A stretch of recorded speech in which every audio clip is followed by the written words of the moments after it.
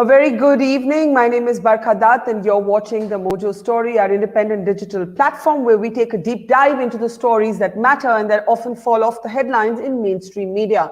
On the program today, the United Kingdom has gone into lockdown just ahead of Christmas after it has been confirmed that there is a mutant strain of the coronavirus. In fact, this mutant strain was discovered in September and not now. But there has been a surge of cases because of which India has joined other countries in the world that has scrapped flights from the United Kingdom. This strain, this mutant strain, and the reports of it have emerged just as the vaccine program is getting ready for rollout globally and in fact has been rolled out in countries like the United States and the United Kingdom. What does this mean for the efficacy of the vaccine program? What does this mean for India? Almost every second household in India has somebody that they know in the United Kingdom. There are also people who have traveled from the UK to India, which begs the question, could the mutant strain be here in India as well?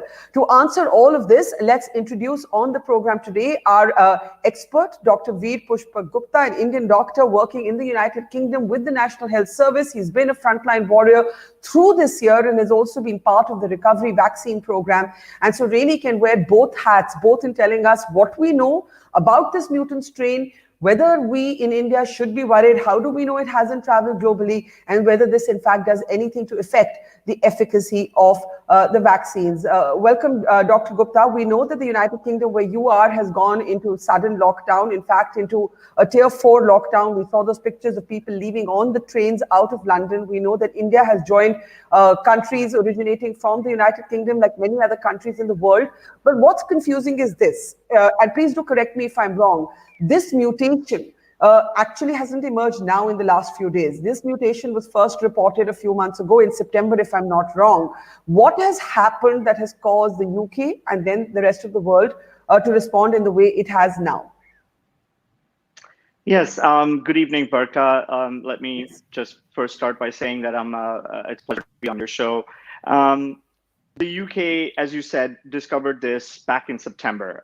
Scientists knew about it back in September, but the cases that we were seeing at that time were very, very low. And in fact, most of the research that was being done on the strain at that time were in the labs. So Cambridge and Imperial College, both of them had research going on this mutation strain, and it wasn't very serious at that time. And the reason for that is that viruses and bacteria mutate. Every pandemic that we've ever seen in history have had mutations. In fact, the flu virus has mutations every year, and that's why we have to adapt and have a new vaccine for it every single year. So it wasn't something of concern. The reason it has become of concern now is the speed at which the numbers have risen from September until now. So back in October, we saw only about 1,000 cases in Southeast England. And now it has rampaged across most of Southeast England, London, and now into Wales. And that is the reason that the alarm bells have been ringing now from the UK government to rest of the world to make sure that everybody knows that this strain is out there and it's going to hit different shores in different countries. But what explains this surge though? I mean, you're explaining that the alarm has been because of the surge of cases in the UK. What explains the sudden surge? Is it the same as everywhere else in the world, which is basically complacency, fatigue? People are now fed up. People are like, how long are we going to, live indoors? We need to get on with our lives. Mask up and live. I think there's two points to this. One is to understand the mechanism of the mutation. Why is this mutation different to other mutations? So normally when the coronavirus attacks our body, there's a spike protein, which is very, very important to its virility. And what happens is the spike protein attaches on to the ACE receptors of our lungs. It enters our lung cells and then spreads in our body. The vaccine that we had invented was to have an antibody response against this particular spike protein. Now, what the virus has done here it has had a mutation in that particular spike protein to make it sort of faster in its attaching onto the ACE receptors, faster in its spread, and faster in its virility. So the contagion has increased, and that's the virus's way of evading human defenses, and that's why this is so important. The COVID has had 25 mutations or even more since it was first discovered in Wuhan, China. But this is the one that has seen to be the most contagious. In fact, it's about 70% more contagious than the original variant. And the second factor is that you see, we're dealing with a very, very intelligent enemy. We're dealing with an enemy that evades, that adapts. And I think that we have learned our lessons from March when countries did not take it seriously. The UK especially did not take it seriously. And then we saw numbers explode in our hospitals, in the NHS. And I think they want to be proactive now. I think they want to be on top of this. Fair enough, but I just want to underline something that you just said. You said that there have been 25 mutations of the virus, 25 known mutations of the virus, and this particular mutant strain that we're talking about is 75 times more contagious than other strains. Am I saying this correctly?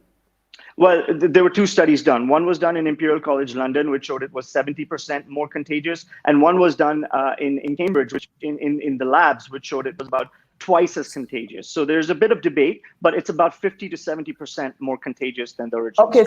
So that leads to kind of all kinds of questions, right? So let me start taking some that we're getting on our live stream. We have Anjan saying the virus is mutating and becoming more transmissible. Does our dependability on the virus vector protein-based vaccine put us in a difficult spot, given what we know now? And just to explain to our viewers, there are two kinds of vaccines. One that works in a kind of more conventional way. A vaccine typically is to give you a lower dose of the infection. But what Pfizer and Moderna have actually developed is actually to place a protein inside your body that helps your body develop immunity to this virus. So I think the question here, Dr. Gupta, is given this mutant strain, what does this do to the vaccines and the protein-driven vaccines that are being created by Pfizer and Moderna at least? Yeah, absolutely. You described the mechanism very well. The mRNA is inserted in nanoparticle, lipid nanoparticle, which goes into our own cells, and our own cells then make that particular spike protein, and then there's an antibody response to that. So this is a $1 million question. Is the vaccine going to be affected because of this? Is the vaccine going to have a different response to this particular strain than the original strain? And to be honest, Burka, nobody has that answer. This strain has come out in the last few weeks.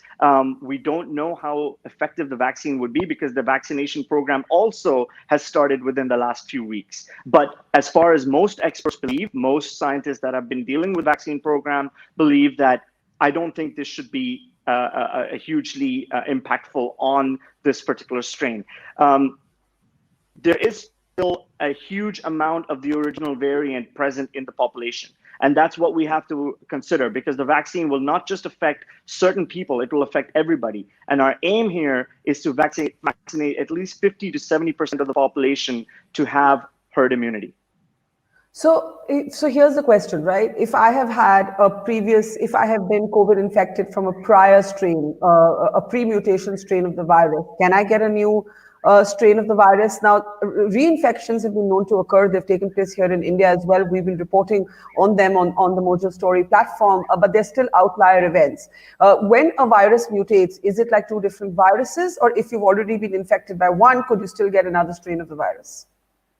Look, the virus mutates because it's trying to evade the defenses that we have set up against it. So since we discovered this virus, we have medications, we have plasma therapy, we have various types of antivirals that we have used against it. And just as bacterial resistance occurs, viral resistance occurs to these medications and these treatments. And so, as you said, there is a chance of reinfection. There is a chance of reinfection with the new strain as well as the old strain. But I think the key here is that as the virus evolves, our treatments will have to evolve accordingly. We can't just put our foot off the pedal and say, okay, now we have a vaccine and we're gonna be cured of this problem. It's not going to happen like that. It's going to be an ongoing process. Let me argue it the other way. The United Kingdom, where you are, has gone into lockdown. Countries have panicked, and India is among the countries that has stopped flights coming in and going to the UK. But is this realistic anymore? Is this a realistic way to live? The world has been pretty much shut down for almost a year. Can the world afford this? Can the economy afford this? Are we doing more damage through these lockdown measures than the virus, in fact, can do? In India, in particular, we have found that while the prevalence of the virus is very high, and serological surveys show that they're much higher than the official figures, the recovery rate is actually pretty strong as well. In other words, the virus is much more widespread than we thought, but it's also much less fatal than we feared. right? So given that knowledge, I mean, are lockdowns really the way ahead? If every time the virus mutates, we're going to panic like this, it is effectively going to make living impossible. Yeah, look, I'd like to address that question in two parts. I'm glad you brought up the recovery rates in India. I have some figures here. India has a death rate of 1.7%. The United Kingdom has a death rate of 11.7%. So there's a clear difference between the death rate in India and the United Kingdom and the United States. Now, there's been a lot of articles on this. There's been a lot of studies done to know why this difference occurs. And there's a mixture of reasons for that. One of the reasons is that not all deaths are actually reported in India by medical staff, by medical personnel. In fact, only 20% of deaths in India are reported in hospitals by medical personnel. And that number goes up to 60% in the capital, New Delhi. So I think that we have to take that with a pinch of salt. The other reason that could be is because there's a different variant that's prevalent in India than that is prevalent in the United Kingdom. And I think an example of that is that there are Indians living in the United Kingdom or people of South Asian descent who have actually been affected disproportionately higher than the white population here in the United Kingdom. So they've actually suffered more than Indians have in India.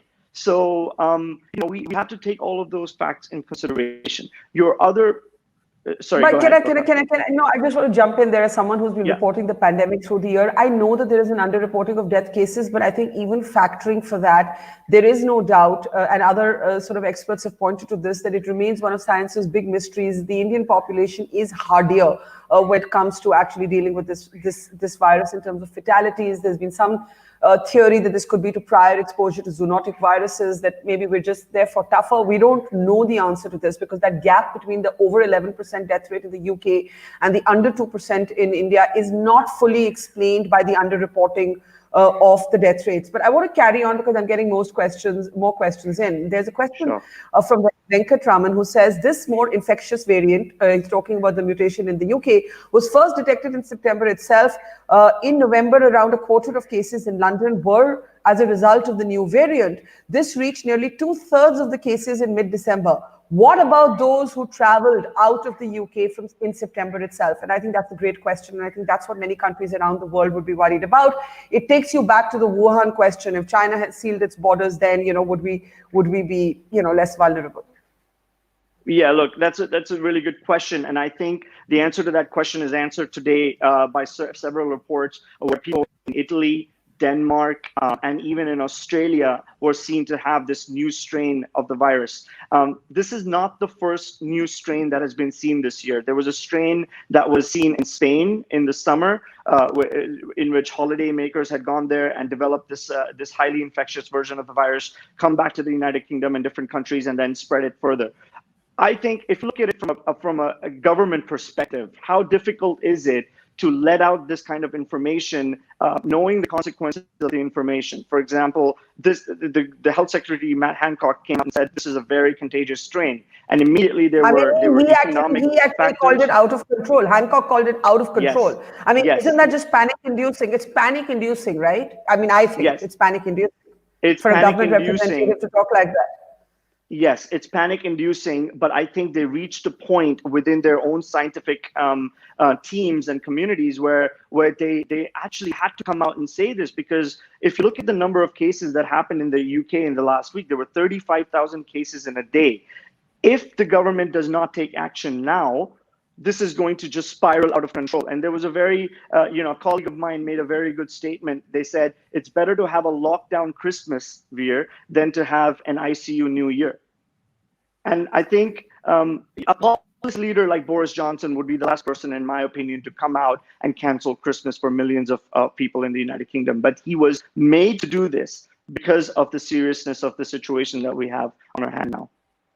Now, I think the question that everybody is going to ask is how does this impact the vaccine rollout, right? So I think we should go back to that. And yes, there are things we don't know. It's a work in progress. It's an ongoing project. There were things we didn't know even before this virus mutated, and we were in the position we are in today. More or less, would you say that the vaccine program remains on track? If this mutation took place in September, I'm imagining that some of the third phase trials have factored this in or have factored other mutant strains in. Yes, the Pfizer vaccine, let's look at the Pfizer vaccine. It was tested on 52,000 people in 6 different countries. I personally don't know the exact modalities of what kind of different strains that they test against, but I'm sure when they do these phase 3 trials, they take different populations into consideration. They take different strains into consideration, and whether or not this particular strain was used to test against the virus, whether the vaccine was tested against this or not, it remains to be seen. But as I said, look, 99% of the world's population are still within the variant that originally infected everybody back in March. 99? And what is that figure? 99? 99%. I mean, we're looking at a 1% population, probably even less in the United Kingdom. And I'm talking about a world population figure here. So yeah, we're looking at a very small figure of this population that has been infected with this particular variant.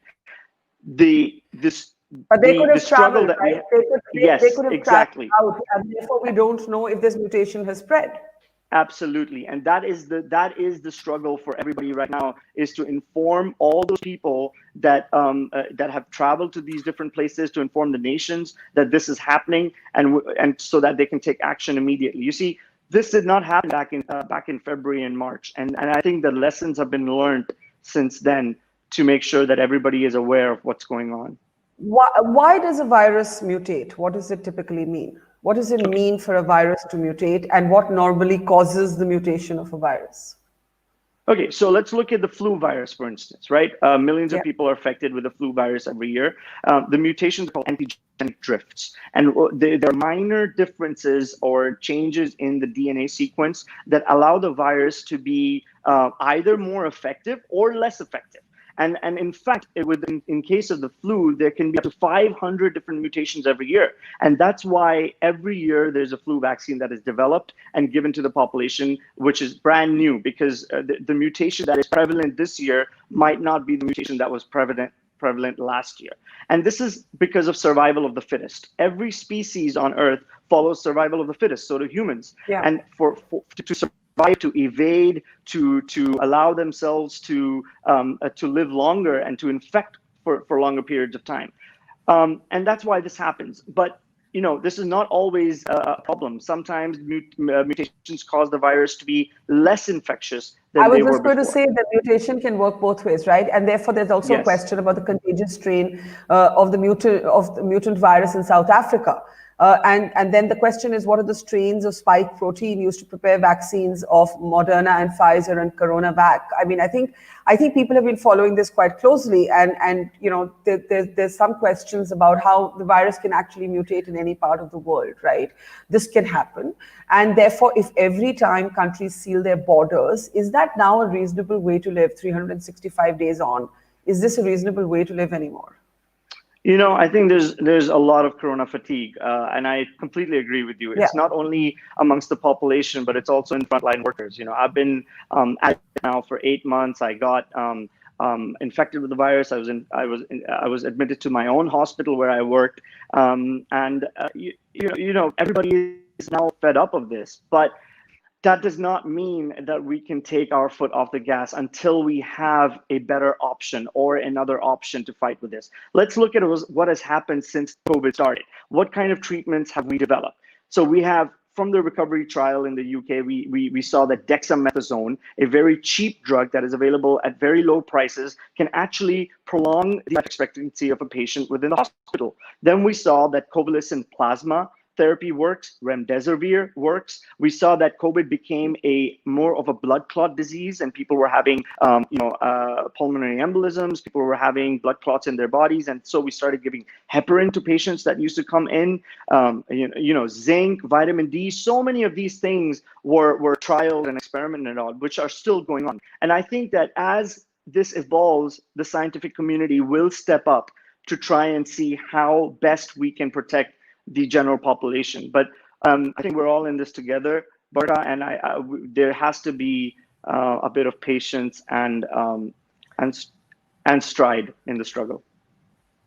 What is your sense? I mean, I'm not a doctor, but having sort of been literally, reporting this pandemic to the extent of feeling like I live with it, my sense is that the world doesn't have an option but to mask up and live, because the virus can keep mutating. There's some sense that more people may get it before the vaccine actually comes, that you may actually see population transmission, or what's called herd immunity, before enough of the population gets vaccinated, because you need about 60% of the population either to be infected or vaccinated, right? And that's a marathon, mammoth task. That's not going to happen in 2021.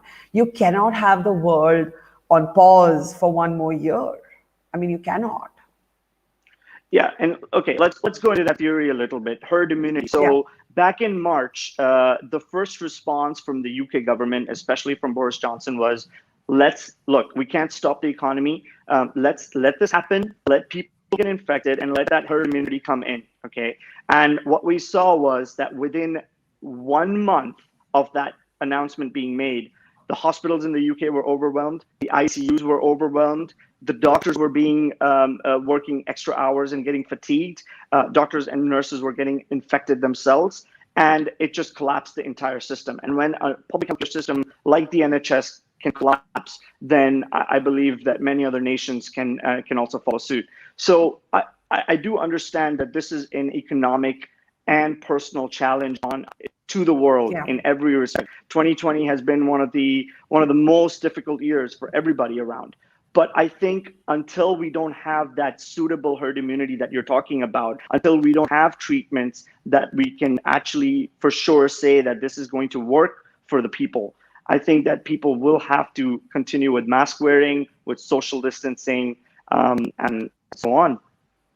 Let me take a last question. There's Janesh Thakur that says, does that mean that mankind is in for yearly shots of different vaccines? I think basically what we might be looking at is vaccines being a continuous work in progress, because there is no final mutation to the virus, right? The virus can keep mutating. That's the nature of the virus. It could get to, as you said, a less infectious point. It could get to a more infectious point, right? And there are questions coming saying, absolutely, we cannot freeze our lives into a lockdown. So, I mean, are we going to have to get, just like we've got used to living with a mask, right? There was a time when the mask felt very alien. I think everybody's got more used to living with a mask now. So are we going to have to adjust to a life where science will continuously have to research this in real time and probably tweak the vaccine to different mutant strains? And I think that that's already happening. If you look at the influenza flu vaccine, this has been going on for the last 30, 40 years. A lot of nations, especially UK this year, did the largest flu vaccination drive in its history. And every year the vaccine is tweaked. Every year it's made brand new against the new strand. And then people that are above 65 years old get the new vaccine. People that are younger get an option to have it or not. So I think, we get vaccination programs for so many different illnesses as well. If you look at smallpox, we look at polio, this is just going to be another part of that until the virus actually loses speed, so to say. Any last words before we let you go? What is, people are going to get frightened looking at the UK going into lockdown, looking at borders being sealed again. What is the one thing you can say to people watching this to make them feel better, to make them feel like this is more precautionary than alarmist? What would you say? I think absolutely. This is more precautionary than alarmist. Mutations are common. They have happened in every single virus in history. I think we just need to wait and watch and see how this works out. And I think, we just have to let the scientists and let the vaccine do its job. Well, I just want to leave our viewers with the last comment from one of our viewers, a friend actually, Raga, who says, lives or livelihood. I guess the PM, I think she means Boris Johnson, decided on securing lives. It's tough for sure, but it's the right thing to do. I do not want to be part of the statistics. And I think that's what a lot of people would feel, but a lot of people would also feel that they'd end up being part of the statistics if the lockdown life continues anymore. So it is really a tough one. There is one quick question that I should have asked and I haven't, and I saw it on my live stream.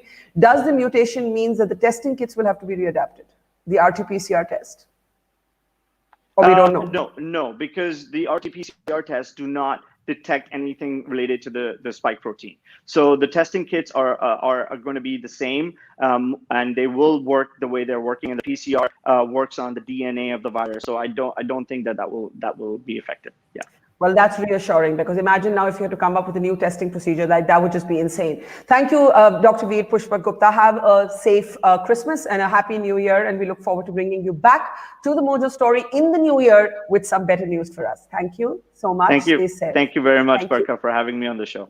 Thank you. Thank you. And thank you to our audience. We'll be back in 30 minutes from now. We'll have the latest on the farmers' protests at the borders of the capital. So tune in then at the top of the hour at 6 p.m. See you then. Goodbye, and thank you for watching.